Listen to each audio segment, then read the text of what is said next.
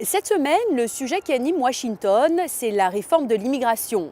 La question n'a pas été abordée depuis des décennies au Congrès, mais depuis lundi, le Sénat, qui doit proposer un texte, a entamé un vaste débat sur l'immigration.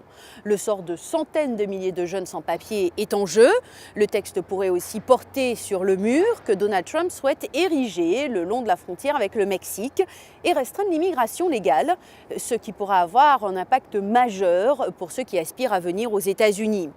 Un projet qui, comme vous l'imaginez, suscite bien des tensions entre démocrates et républicains. Il est temps de soutenir la discussion en travaillant dur pour trouver une solution viable, c'est-à-dire trouver un accord qui puisse passer au Sénat, à la Chambre et que le président signera. Au cœur des débats, les Dreamers, ces jeunes immigrés amenés illégalement aux États-Unis par leurs parents alors qu'ils n'étaient que des enfants. Quelques 690 000 d'entre eux sont protégés de l'expulsion depuis 2012 par le décret DACA de Barack Obama. Mais Donald Trump a abrogé cette disposition en septembre 2017. Le président américain a donné au Congrès jusqu'au 5 mars pour légiférer sur leur statut juridique. Un délai au-delà duquel les Dreamers seront passibles d'expulsion. À partir du 5 mars, environ 1000 jeunes perdront chaque jour leur protection contre l'expulsion et leur droit légal de travailler aux États-Unis. Les législateurs des deux partis semblent d'accord sur l'idée que ces jeunes sans-papiers méritent de participer au rêve américain. Je vois cela comme une opportunité pour ces personnes qui ont grandi ici de devenir des membres à part entière de notre pays. Le président Trump a fait quelque chose que le président Obama n'a jamais fait. Il a offert à 1,8 million de jeunes adultes qui sont actuellement bénéficiaires du DACA et éligibles au DACA la possibilité de suivre la voie de la citoyenneté américaine.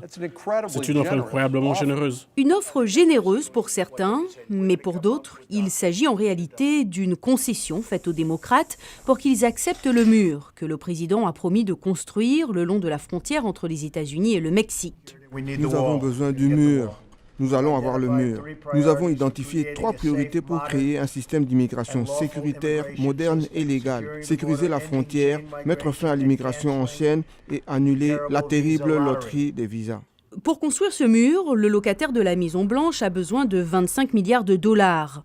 L'administration Trump veut également réduire l'immigration légale au profit de l'immigration sélective, fondée sur le mérite, en donnant la priorité aux nouveaux arrivants ayant des compétences professionnelles avancées.